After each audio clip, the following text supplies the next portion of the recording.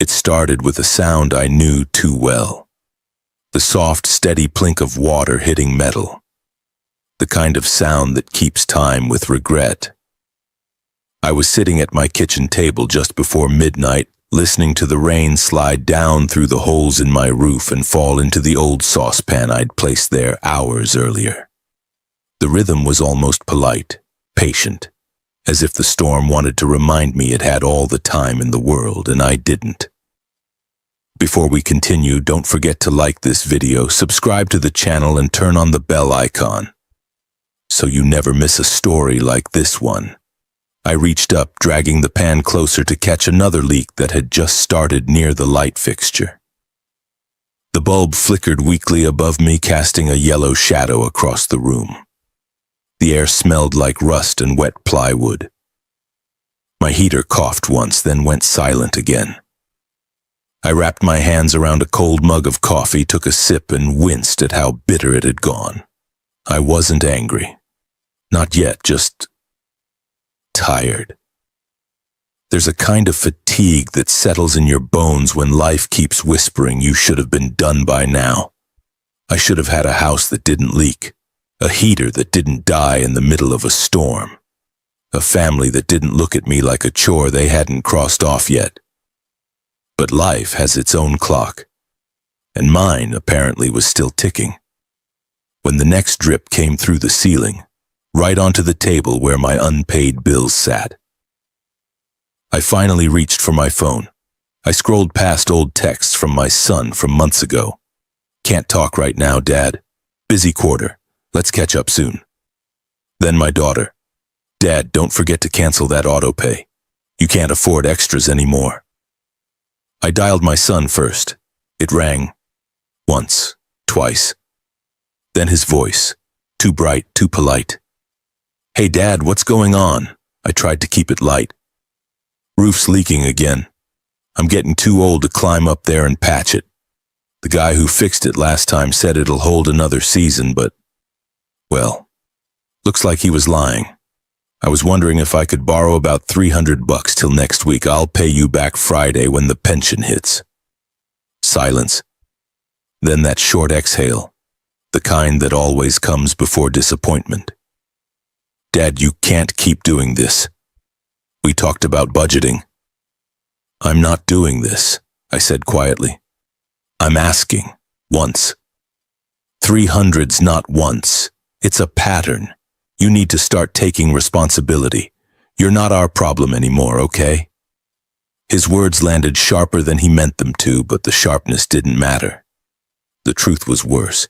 He meant every word. "Right," I said, my voice smaller than I wanted it to be. "You're right. Sorry to bother you." He said something else, something about love and lesson owner, but I wasn't listening. I hung up before the apology turned into a lecture. I stared at the phone for a long time. I don't know why I expected my daughter to be any different. Maybe because she used to sit on my lap when storms scared her. Maybe because she used to believe I could fix anything. When I called her, I already knew how it would go. "Dad," she said after I told her the same story. "You can't keep depending on us. You chose to retire early. You said you were fine. Don't make me feel guilty for your decisions." "I'm not," I said. "I just need—" "Dad," she cut in, her voice tightening. "You're not our problem. You made your choices." Then she hung up. And just like that, the rain outside got louder. I sat there in the half-dark, phone still in my hand, and listened to the roof surrender to the weather. The sound used to comfort me, that deep, slow hum of a storm rolling through the valley. But that night it felt like a verdict. "I'm not their problem." The words kept replaying like a loop. The heater coughed again, tried to start, failed. I grabbed my old jacket and went to the garage. The place still smelled like oil and dust, the ghosts of every carburetor I'd ever rebuilt. I brushed the workbench with my hand, felt the grit of the years under my fingertips. I used to be someone here, someone people came to when their engines stalled, their brakes failed, their tractors refused to start. I used to fix things. Now I just lived among them. On the wall between a cracked clock and a calendar from 1998 hung an envelope. I'd pinned it there 3 weeks ago. Cream-colored, official. The return address from a law firm in Detroit. I hadn't opened it since the first day. I pulled it down, wiped the dust from its edges, and tore it open again. Inside, the letter was short, 2 paragraphs and a number. Dear Mr. Leo, our firm represents the patent-holding division of Pioneer EV Systems. We are pleased to inform you that your original design, filed under patent 4442907, has been successfully integrated into a newly licensed engine system. As per your original rights, you are entitled to a lump sum payment totaling $2,780,000, followed by quarterly royalties. The rest blurred. I'd read it 100 times, the number never changed. I didn't tell a soul, not my kids, not the neighbors, not the bank manager who still smiled at me like I was balancing nickels. I didn't buy anything fancy, didn't even fix the roof. I just kept living the way I always had. Because when you grow up working with your hands, you learn that peace doesn't come from what you buy. It comes from what still works after everything else breaks. I folded the letter back up, slid it into the envelope, and pinned it back to the wall. I looked around the garage, the rusted wrench set, the cracked mirror, the radio with duct tape holding its antenna. It wasn't much, but it was mine, and it was quiet. The next morning, the rain had stopped. The sky was that pale blue that only comes after a long night of thunder. I stepped outside, coffee in hand, and looked at the old truck sitting in the driveway. The same truck that carried me to every job, every shift, every moment I thought would amount to more than it did. It was dented, scarred, stubborn, just like me. I thought about calling them again, saying something softer this time, telling them I understood, that I didn't hold a grudge, but the words wouldn't come, because deep down, something had already changed. The part of me that kept apologizing went quiet. I spent the rest of the morning patching the roof myself. Balanced on that ladder with the wind pushing at my back, I felt something I hadn't in years. Control. I scraped away the rot, nailed down the tarp, sealed it with an old can of resin. The job wasn't pretty, but it would hold. It always did. When I climbed down, my hands were shaking, not from the work, from what I knew I'd do next. There's a line a man crosses when he stops waiting to be seen and decides to make himself known. I glanced back toward the garage. That letter on the wall felt heavier than any tool I owned. Not because of the money, but because of what it proved. They said I wasn't their problem. Maybe that was true, but soon they'd find out what a problem like me could do when he finally stopped asking. The morning after the storm, sunlight spilled through the patched roof in thin golden lines. The kitchen smelled faintly of wet wood and burnt coffee. My hands were stiff from climbing the ladder the night before, but I didn't mind. I'd done harder things with less reason. I made breakfast, toast and black coffee the way I always did, and carried my plate to the small table by the window. Outside, the orchard looked calm again. A few apples still clung to the branches, soft and bruised from the rain. I used to sell crates of them by the roadside back when my wife was alive. She'd sit beside me in a folding chair knitting between customers, and I'd tease her that she sold more smiles than fruit. She'd just laugh and say, "Smiles keep people coming back." That was a long time ago. After she passed, the orchard stopped being a place to share and became something quieter. Just trees, just work. I trimmed, I watered, I kept it alive because I didn't know what else to do. Until that letter showed up. I still remember the first time I saw my name printed beneath a patent number. It was 1983. Back then I was a mechanic for a small repair shop on the edge of Dayton. Cars came in coughing and rattling, engines wheezing like old men. I loved the challenge, the puzzle inside every machine. One winter night, after everyone else had gone home, I stayed behind fiddling with a design for a simple valve that could recycle heat through the exhaust system. Nothing revolutionary, just a way to make an old engine breathe a little easier. My boss thought I was wasting my time. "Nobody cares about saving gas, Leo," he said, waving a wrench at me. "They care about getting to work." Maybe he was right, but I filed the paperwork anyway, paid the $75 fee and stuck the certificate in a drawer. Life moved on. I kept fixing cars, raising kids, paying bills. The patent sat forgotten in a box with old photos and tax receipts. Then came the years that stretched and shrank at the same time. The kind of years that take your spouse, your health, your friends one by one. The kids grew up and drifted off to lives that didn't have room for grease stains or overtime stories. I sold the shop when my knees gave out, bought a small trailer near the edge of town and lived quietly. I told myself I was retired. Truth was, I was just worn out. One afternoon last fall, the phone rang, a number from Detroit. I almost didn't answer. The voice on the other end was calm, professional. Said he was from a firm representing an automotive startup called Pioneer EV Systems. He mentioned a patent number. I had to dig through my drawer to find it. When I read it out loud, he laughed softly. "Well, Mr. Leo," he said, "it looks like you beat us all to it by about 40 years. He explained that my design, that forgotten little valve, had become essential to their new hybrid engine. The company had traced the rights back to me and wanted to arrange payment. I thought it was a scam. Told him as much. But a week later, a courier arrived with a notarized packet thicker than my phone book and a cashier's check inside. I didn't believe it until the bank teller stared at the number, then at me, like I'd stepped out of a dream. When the money cleared, I sat in my truck for a long time. The world didn't look any different. The same cracked parking lot, the same rust on the mirror, the same old songs on the radio. I didn't feel rich. I felt strange, like I'd just been handed someone else's life and told to keep it secret.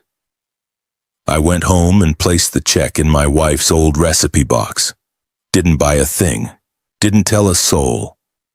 I just sat at the kitchen table and whispered, "You'd laugh at this, sweetheart." Because she would have. Over the next few weeks, I met with the firm's lawyer, a young woman named Mrs. Kellerman, barely older than my granddaughter. She spoke fast, all business, but there was kindness underneath her tone. She helped me set up a quiet account, drew up tax papers, and explained royalties. When she asked how I wanted the funds handled, I told her to keep it simple. No investments, no noise, just a direct deposit and silence. She smiled. "Not many people say that." "I'm not most people," I said. After that, the calls stopped. My bank balance changed, but my days didn't. I still drove the same truck, bought the same bread, watched the same evening news. If anything, the secret made the world sharper. I noticed how the waitress at the diner refilled my coffee without asking. How the neighbor's kid shoveled my walk after a snowfall and never wanted a dime. And I noticed how quiet my phone stayed. How my kids never called unless there was something practical to discuss. Taxes, documents, reminders. Never, "How are you, Dad?" Never, "Do you need anything?" The silence used to ache. Now it just confirmed what I already knew. One night I sat in the garage with the letter open beside the workbench, the radio humming an old country song, and thought about what to do with it all. Money like that changes people. I didn't want it to change me. But I couldn't ignore the feeling that maybe, just maybe, it was meant to fix something that had broken long before the roof started leaking. I took out my notebook, the same one I used to track repairs, and wrote 2 lists. On the left, what I owe. On the right, what I want to leave behind. The first list was short, some back taxes, a few debts. The second filled the page, a library roof, a scholarship for trade school kids, a new heater for the volunteer firehouse.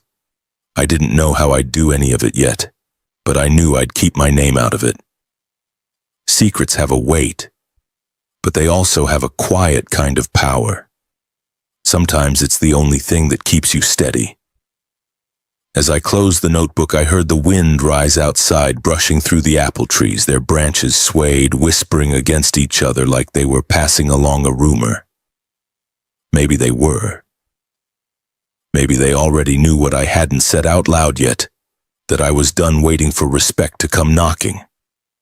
The next morning I drove into town, cashed a small withdrawal, and left envelopes at places that needed them.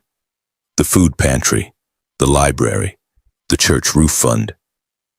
I signed them all the same way, a neighbor who still believes. When I came home, I pinned the patent letter back on the wall, right where the light could catch it in the afternoon sun. For the first time in years, the garage felt alive again, like it was breathing with me. I ran my hand along the workbench, over the tools, over the dust that never seemed to settle, and thought about my wife's laughter, my children's distance, the strange twist of fate that had turned an old mechanic's idea into a company's gold mine. Life has a funny way of circling back. Sometimes it brings what you were owed, sometimes it brings a mirror. That night I sat under the patched roof, listening to the soft ticking of cooling metal and the quiet, certain hum of something beginning. I didn't know it then, but the real storm hadn't even started. The rain came back 3 nights later. Not the kind that cleans the air, but the kind that presses down. Heavy, gray, relentless. It slid down the windows in tired streams, pooling along the sill where the paint had cracked years ago. I sat in my chair with a blanket over my knees, listening to the house breathe. Every few minutes the roof gave a slow creak, like it was sighing under the weight. The patch I'd made was holding mostly, but water has a way of finding the smallest doubt in your work and working its way through. By morning, a new stain had spread across the ceiling. Pale brown at the edges, darker in the center like an old bruise. I stared at it while my coffee went cold. It was silly maybe, but that stain looked like a question I didn't want to answer. I'd promised myself I wouldn't call them again. Pride can be a stubborn companion, but loneliness is worse. Around noon, I folded my resolve the way I folded my napkin. Neat, quiet, pretending it didn't hurt, and reached for the phone. My son answered on the second ring. "Hey, Dad," he said, his voice distracted, typing sounds in the background. "What's up?" "I hate to ask again," I said slowly, but the patch didn't hold. "Roof's leaking worse now. I just need a few hundred to get a real repair done." There was a pause, long enough that I could hear voices on his end. Co-workers, maybe. Then his tone flattened. "Dad, I can't keep bailing you out. You've got to plan better. You can't just call every time something breaks." I took a breath. "It's not every time. I patched it myself. I just need—" "Dad," he said, sharper now, "you're not our problem." The line went quiet. Not ended, just empty. Then he sighed. "Look, I've got a meeting. I'll call you later." He didn't. He never does. I sat with the phone still warm in my hand, the hum of the dial tone filling the kitchen. Outside, the rain slowed to a drizzle. I stared at the ceiling again, that brown stain growing darker, and felt something inside me shift just a little. It wasn't anger. It wasn't even sadness. It was more like recognition. Like realizing you've been waiting at a train station long after the last departure. For years I told myself they were busy, that times were different, that I shouldn't take it personally. But the truth sat in front of me now, dripping through the ceiling into a bowl that used to hold my wife's soup. They didn't see me anymore. Not as a father, not as a man, just as an old weight they'd rather not carry. That night I drove into town, The roads were slick, the streetlights soft in the mist. I parked by the diner, the one with the faded open 24 hours sign that never quite tells the truth, and took my usual seat at the counter. Marcy was on shift, her hair tied back, the radio low. "Well, look who the storm dragged in," she said with that tired grin that had carried this town through 2 recessions. "Just needed coffee," I said. She poured it without asking, then leaned on the counter. "You doing okay out there? Heard the thunder hit close to your side of town." I nodded. "Roof's tired. So am I." She laughed softly. "Aren't we all?" We talked for a while, about nothing and everything. The new teacher at the high school, the price of gas, the fair coming up next month. When I left a 20 under the saucer, she pretended not to see it until I was already at the door. Kindness still lived in this town, quiet and unpaid. Driving home, I passed the fire station. Its windows glowed orange against the rain, trucks lined up like sleeping animals. A memory rose. My wife bringing them pies after every call, just because she said heroes deserved something sweet. I'd forgotten that until now. I slowed the truck. The rain eased, and for the first time since the letter, I felt an idea forming. Something bigger than guilt. I thought about what my son said, "You're not our problem." Maybe he was right. Maybe I wasn't their problem. Maybe I could be somebody else's solution. The next morning, I went to the bank and withdrew a few thousand in cash. The teller, a young man with hair too perfect for this town, raised his eyebrows but didn't ask questions. I took the money home, split it into plain envelopes and labeled them in pencil. Food pantry, fire station, library roof, school scholarship. No return address, no signature, just paper and intent. That night I drove around dropping them in mail slots and under doors. The air smelled like rain and lilacs. Streetlights glowed through the mist. It felt like confession. Quiet, necessary, private. When I got home, I sat at the table listening to the house creak and wrote in my notebook again. Under what I want to leave behind, I added a new line. Respect that doesn't need to be asked for. It looked small on the page, but it filled the room. The next few days passed in a strange calm. My son didn't call. My daughter sent a message about some paperwork, short and polite. I answered short and polite back. There was no point chasing warmth where none lived anymore. Then Sunday came. I went to the diner again, and Marcy was buzzing with gossip. "Did you hear?" she said, sliding me coffee. "Someone paid off the pantry's overdue bills, whole month covered." I smiled. "That's so?" She nodded. "Folks are calling them an angel donor. Whoever they are, they did good." I took a sip of coffee. It tasted better than usual. Driving home later, I realized I didn't feel invisible anymore. Not because anyone saw me, but because I finally saw myself. The man I'd been when I built that first valve, when I worked double shifts, when my wife smiled at me like effort was its own reward. Somewhere along the way, I'd started believing I needed my children's approval to prove I'd mattered, but I didn't. I mattered because I built things that worked, because I kept going when no one thanked me, because I still could. That night, lightning flashed beyond the orchard, distant and quiet. I stood at the window watching the sky flare white, then fade to black again. The house felt small but strong. The leak was patched, the pan empty. Something in me had changed for good. The part that begged was gone. What was left was the part that builds, and that I decided would be enough. The rumor started, small, just a line in the weekly paper wedged between church announcements and yard sale ads. Local food pantry receives anonymous gift. Most folks skipped over it the way you skip a road sign you've driven past 100 times. But in a town like ours, quiet things don't stay quiet for long. By Tuesday, the waitress at the diner was already talking about it. Someone dropped a big envelope right through the mail slot, Marcy said, refilling my coffee. No name, just a note that said, for the shelves that never go empty. Isn't that something? I stirred sugar into my cup and nodded. Sure is, she grinned. If I didn't know better, I'd say it sounds like something you'd do. I smiled without looking up. Me? I can barely keep my own roof up. She laughed and moved on to the next table. I watched her go, thinking about how lies can be harmless when they protect the right kind of truth.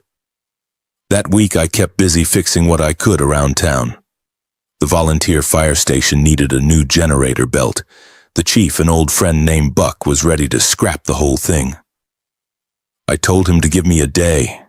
He raised an eyebrow. You still crawl under engines at your age? But let me try. By sunset, the generator was humming again. Buck clapped my shoulder and tried to hand me a 50. I shook my head. Keep it for fuel. He didn't argue. Men like us understand gratitude better in silence. The next morning, another headline. Fire station receives anonymous repair donation. I laughed out loud at the kitchen table. Same plain envelope, same pencil handwriting. The town was starting to build a myth out of small gestures, and I was content to let them. I'd never been good at church or speeches, but I understood work. Work is its own kind of prayer. You do it right, and the answer comes in the sound of an engine starting clean. That thought carried me through the days. I fixed a neighbor's mower, rewired an old radio for the library, left another envelope taped to the door of the school's auto shop class with a note. For new tools, teach them to build, not just to dream. Each act was small, but the pattern grew. The town started whispering about the mechanic angel. Someone even called into the local station to thank me, though of course they didn't know who me was. I listened from my truck parked under the shade of the orchard, smiling like a fool. One afternoon, while I was changing oil on the truck, a car rolled up the drive, my son's SUV, polished loud, out of place among the dust. He stepped out, phone in hand, suit still crisp from work. Hey, Dad, he said, glancing around. Just checking in. Heard you've been doing some things around town? I wiped my hands on a rag. Things? He shrugged. Donations. People say you've been giving money away. You haven't, right? I mean, you should be saving what little you have. I met his eyes. Don't worry. I'm not spending what I don't have. He seemed relieved. Good. You scared me for a second. Then, almost as an afterthought, if you ever do come into money, Dad, promise me you'll let me manage it. I can make it grow. Keep you secure. I almost told him right there. Almost. But secrets once spoken stop being yours. I'll keep that in mind, I said. He nodded, checked his watch, and left. The engine noise faded down the road until only the orchard wind remained. I stood there for a long time, staring at the dust his tires had kicked up, not angry, just certain. He saw me as fragile capital, not as a man. And somehow that certainty made the air feel lighter. That evening I drove to the next town over, where no one knew me well enough to guess. There was a small technical school on the edge of the highway. Rusted sign, cracked windows, good kids learning how to weld and wire. I spoke with the head instructor, told him I wanted to sponsor a set of scholarships for students going into mechanical trades. He asked for my name for the plaque. I smiled. Just right. A friend who still believes in hands. He looked puzzled, but he nodded. By the time I got home, the moon was high and the orchard glowed silver. The air smelled of rain again, clean this time, almost kind. I stood by the garage, watching the branches move, and felt something uncoil inside me. Not pride, not revenge, just peace. Every envelope I'd left, every motor I'd fixed. It was like building a road back to myself. The next morning, the gossip mill turned faster. The bank clerk at the diner said the anonymous mechanic had paid off the library's heating bill. The pastor mentioned the same donor covering tuition for a local kid. Marcy winked at me when she poured my coffee. "You know," she said, "people are starting to think this mystery man might be an angel." I smiled. "You ever met an angel who smelled like engine oil?" She laughed. "Maybe that's what makes him real." That night I sat in the garage, the letter from Detroit pinned above the workbench, and thought about what came next. The money would last longer than I ever would. The town was healing in small, quiet ways, but something in me still wanted one last piece, a moment that would make my children see not the money but the man, not for revenge, for truth. The fair was coming in 2 weeks. The whole county would be there. My children, my grandkids, every neighbor who'd ever nodded politely and walked past me. And for the first time in years, I wanted to stand in the middle of that crowd and remind them what dignity looks like when it refuses to die. The fairgrounds always smelled the same: dust, diesel, kettle corn, and rain from the night before. It was the kind of scent that stayed in your clothes for days. The kind that made you feel 12 again even when your knees said otherwise. I hadn't been to the county fair in years. Not since my wife and I used to walk the midway hand in hand, trading bites of elephant ear and pretending the world would never change. But this year I had a reason to go.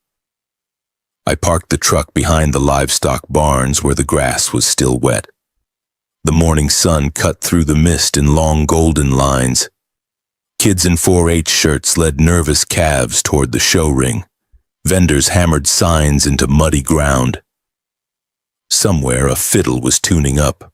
Life, loud and busy and unaware, kept moving. My grandkids were here. I'd seen their names in the paper showing lambs and rabbits. My son and daughter were here too, sitting on the fair board now, polished and busy. They'd never expect me to show up, not anymore. But I wasn't there for them. That week I'd received a letter from the committee announcing a charity auction scheduled for Saturday night. The proceeds would fund a new firehouse bay and a clinic expansion. It would be held right in the main pavilion under those old chandeliers strung with colored bulbs. The same hall where my wife once won first prize for her apple pie. The thought of it pulled at something inside me. Maybe memory, maybe fate. By noon, the grounds were packed. I walked slowly through the crowd, nodding at familiar faces who didn't quite place me. A few called my name, surprised I was out and about. I smiled and kept walking. The orchard dust still clung to my boots, the scent of oil to my jacket. I wasn't there to blend in. When evening came, the lights came alive, rows of bulbs winking in time with the carnival music. The auction tables filled with donations, handmade quilts, gift baskets, even a used tractor painted bright red for the occasion. But at the end of the lineup stood something new, a framed board that read, "Clinic Operating Fund, Naming Rights Auction." That was it. That was the moment I'd been waiting for without knowing. I found a seat near the back. The auctioneer took the stage, a stout man with a voice that could part clouds. People clapped, whistled, laughed. The first few items went quick, bids flying, hammers dropping. Then the auctioneer cleared his throat and gestured toward the board. "Now folks, this one's special," he said. "The winning bidder gets naming rights on the new clinic wing. Starting bid, 10,000. The crowd murmured. 10,000 was a lot around here. A rancher named Clayton Rusk, the same man who'd always liked to remind everyone how generous he was, raised his hand first. 10, someone countered. 15. 20, Rusk barked. I waited. Let them climb. Let the air tighten. When it reached 50, people started glancing around, whispering. That's when I lifted my hand. 100, I said. My voice carried farther than I expected. Heads turned. My son's face halfway across the hall froze. The auctioneer blinked, smiled uncertainly. 100,000 from, sir, may I have your name? I didn't answer. Just nodded. Rusk, chuckled loud enough for everyone to hear. Didn't know we were letting retired mechanics in the big leagues tonight. Laughter rippled through the crowd. My daughter looked away. 200, I said. The room went still. Even the band stopped mid-note. The auctioneer swallowed hard. We have 200,000 going once. Rusk's grin faltered. 250. I raised my hand again. 500,000. A collective gasp filled the hall. The air itself seemed to hold its breath. My grandchildren stood by the ring gate, wide-eyed. The auctioneer's hammer trembled above his podium. 500,000. Going once, going twice. I stood before it fell. 1 million, I said. Then everything stopped. You could hear the fair rides outside slowing to a lazy hum, hear the insects in the rafters, the whisper of people trying to find words. Rusk sat down. My son looked like he'd forgotten how to breathe. The auctioneer cleared his throat. Sold. The gavel came down softly, like even it was afraid to make a sound. He turned to me again. Sir, for the record, could we have your name for the donor plaque? I stepped forward. My legs felt heavier than they had in years, but steady. I took the microphone from him and looked out over the faces, neighbors, friends, my own blood, all staring at me like they were seeing a ghost who refused to stay buried. My name's Leo, I said quietly. I used to drive the school bus that took most of your kids to class, fixed your engines when they quit in the cold, patched the tires that got you home. I've lived here my whole life. A murmur moved through the crowd. I asked for help once, I continued, voice steady. Didn't get it, that's all right. Some lessons are worth the pain, but this town, it's given me more than I ever gave it. So this clinic, this new roof, these lights tonight, they're yours, paid in full. I paused. The lights above flickered, catching the dust in midair like stars. And you can put my name on the board if you want. But I'd rather it just say, for the ones who keep things running when nobody's watching. For a heartbeat, nobody moved. Then someone clapped, just once, then another. And then the whole hall filled with applause that rolled like thunder breaking open. My son's face had gone pale, my daughter's eyes glassy. My grandkids were smiling, confused but proud. The auctioneer took back the mic, his voice trembling. Ladies and gentlemen, I think we just witnessed something rare. I stepped down from the stage. People reached out, shook my hand, patted my shoulder. I thanked them quietly, made my way to the exit. Outside, the night air was cool and clean. The rides spun in the distance, lights blurring into color. As I walked toward my truck, I heard someone behind me whisper, So he was the mechanic angel after all. I smiled. Maybe I was. Or maybe I was just a man who finally remembered what he was worth. When I started the truck, the radio came on mid-song, an old one my wife used to hum while she cooked. I turned it up and let it play all the way home, the headlights cutting through the dark like two small promises that refused to fade. Morning came like a question I wasn't ready to answer. The fairgrounds were quiet now, littered with paper cups and ribbons that fluttered in the breeze. I sat on my porch with a mug of coffee, watching the sunlight crawl across the orchard. Every muscle in my body ached from standing, from speaking, from carrying years of silence on my back and setting it down in front of the whole town. The news broke before noon. The local radio host, same voice that used to call in lost pets and bake sale times, opened the broadcast with, Turns out the mystery donor at last night's auction was none other than Leo, our very own retired mechanic. He said my name the way a man says a story he's proud to tell. By the second hour it was everywhere. Folks dropped by just to shake my hand, to leave pies on the porch, to say you showed him, Leo. But pride is a quiet thing. It doesn't shout. It just sits beside you, steady as breath. I was tightening a hinge on the screen door when the gravel crunched under new tires. My son's SUV stopped at the gate. He stepped out still in his pressed shirt, jaw tight, eyes darting toward the reporters parked half a mile down. "Dad," he said, "what the hell was that last night?" I kept working the hinge. "Looked like a fundraiser to me." "Don't be clever," he snapped. "You blindsided us. You made us look—" He stopped himself, realizing how it sounded. "You should have told us." "Would you have believed me?" I asked. He ran a hand through his hair. "You had millions this whole time, and you just let us think you were broke?" "I was never broke," I said quietly. "Just broke of being seen the wrong way." He opened his mouth, closed it again, then said softer, "You could have asked me for help, Dad. I would have." I looked up then. I did.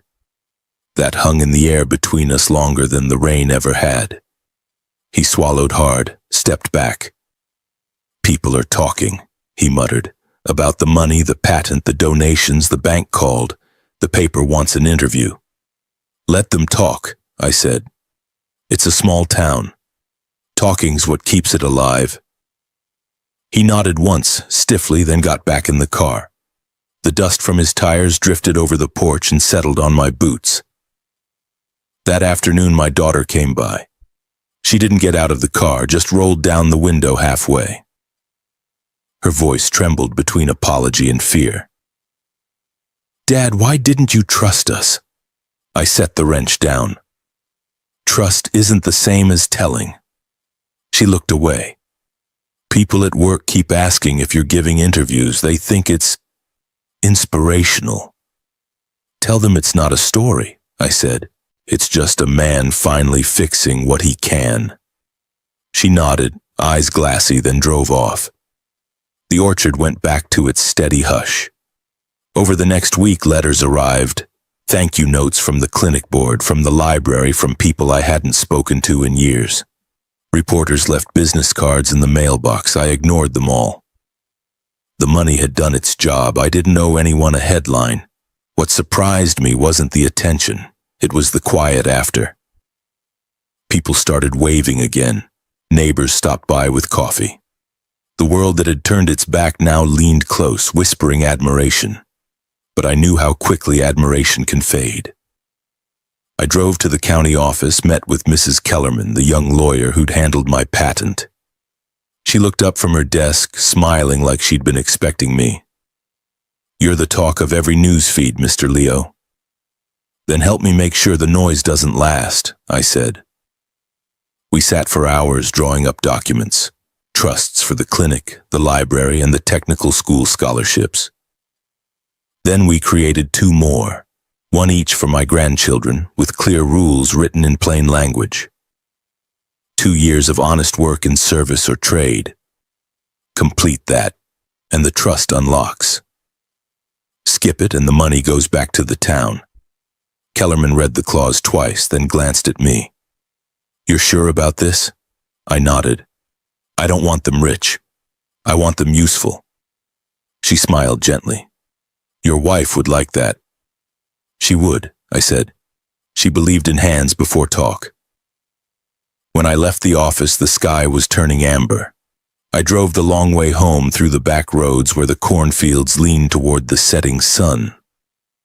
At a crossroads, I stopped and watched kids riding bikes, dust curling behind them like smoke. For the first time in years, I didn't feel small. Money hadn't made that happen. Truth had. That night, sitting on the porch with the crickets sawing the dark, I thought about what silence had cost me. Years of misunderstanding. A family that saw me as a burden. A house that echoed when it should have laughed. But silence had given me something too. It had taught me to listen. To know the sound of real gratitude. The difference between apology and performance. The next morning, a note was wedged in my screen door. No envelope, just folded paper. "Dad," it read, "I'm sorry, I didn't understand. Can we talk?" No signature, but the handwriting was my son's. I sat for a long time staring at the lines. The wind moved through the orchard like a slow breath. Maybe there was still time for something softer, something that didn't need applause. I didn't write back right away. Some repairs take more than one try. For now, I poured another cup of coffee, listened to the leaves rustle, and let the quiet settle around me like forgiveness learning to find its way home. Autumn came early that year. The air turned clear and sharp, the kind that smells like apples and wood smoke. I woke one morning to find the orchard touched with gold, the leaves whispering above me like they were telling each other secrets. The silence of summer was gone. The trees had found their voices again. It felt fitting. Everything around me had learned how to speak again, and so had I. A week had passed since my son's note. I hadn't answered, not because I didn't want to, but because I needed to find the right language. There's a difference between words that fill the air and words that heal something. I'd used too many of the first kind in my life.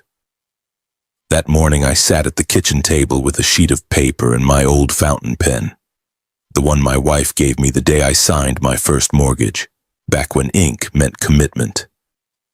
I wrote slowly, the way you do when every word has to carry its own weight. Son, I'm not angry. Life taught me that anger only builds fences around the people who need bridges. I just wish you'd looked at me a little longer before deciding what I was worth. I don't want your apology. I want you to understand that money never fixed a man.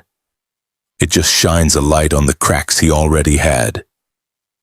Take care of your kids. Teach them to do something that leaves the world a little better than they found it.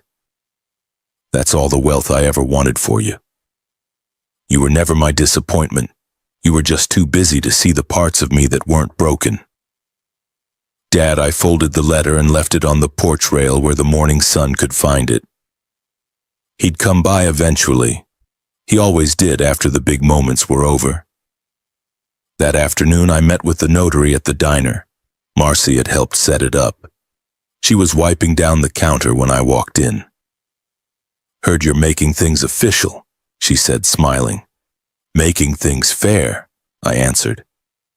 The papers were simple. The orchard after I was gone would be sold to fund the trade school scholarship. My tools would go to the technical school's workshop. My truck to the firehouse for their volunteer runs. Everything else was to be divided by work, not by blood. I signed my name once, twice, then closed the folder. It felt lighter than I expected. Outside, the town looked different. Not newer, not richer, just more awake. The clinic roof shone with fresh shingles. The library windows gleamed. The fire station's new bay door bore a small brass plate, for those who answer when nobody else does. The first time I saw it, I had to stop the truck and sit for a while. My hands shook, not from age, but from the quiet power of seeing a promise kept. Later that week, my grandchildren stopped by. They'd never been to the orchard alone before. The boy carried a jar of honey. The girl had a pie. Mom said you might like some company, she said shyly. I poured lemonade, and we sat on the porch steps, legs swinging in the cool air. They asked about the fair, the donations, the stories they'd heard at school. I told them truth, the kind that fits their years. About fixing, engines, about never letting anyone tell you your work is small. The boy frowned. Mom said you could have been rich a long time ago. I smiled. I already was, just didn't have the right bank. They laughed, not because they fully understood, but because laughter's easier than mystery. Before they left, I gave each of them a small envelope. Inside was a single page, handwritten. You'll have what you earn when you've earned it. 2 years of work for someone who needs it. After that, the rest is yours. They didn't ask what it meant. Kids trust the long game more than grown-ups do. When their car turned down the road, I sat in the quiet again, the kind that doesn't ache anymore. The wind moved through the trees, carrying the faint scent of rain. That evening, I drove to the community garage, The one the town had built with leftover funds from the clinic donation. They'd painted it blue and white, hung a sign over the door that read the Valve House.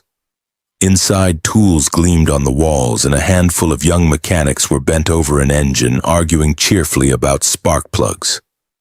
One of them looked up when I entered. "You, Leo?" I nodded. He grinned. "Heard this place exist because of you." I looked around at the clean floors, the laughter, the smell of new oil. "No," I said softly. "It exists because of all of you." He didn't argue, just handed me a wrench. "You want to help?" I did. For hours. We worked until the light outside turned that honey gold color that makes everything look forgiven. I didn't notice the ache in my knees or the time on the clock. I just felt the hum of the motor catching its rhythm again, the familiar warmth in my hands. When I finally stepped outside, the sun was dipping low, turning the orchard into a field of fire. The town bell rang in the distance, slow and steady. I leaned against the truck, watching the light fade, and thought about the road behind me, the years of noise, the years of silence, the years that taught me the only inheritance worth leaving is the kind that teaches someone else how to stand without you. Respect isn't bought or demanded. It's built, bolt by bolt, in the quiet hours when no one's watching. As the last light slid behind the trees, I whispered to the empty air, "We did all right, sweetheart." Then I climbed into the truck, turned the key, and drove home through the dark orchard, headlights brushing the leaves like gentle hands. So, if this story touched you, if it made you think about family, pride, or what real respect means, don't leave just yet. Take a second to like this video, subscribe to the channel, and turn on the bell icon so you never miss a story like this one. Because sometimes, the quietest stories carry the loudest truths.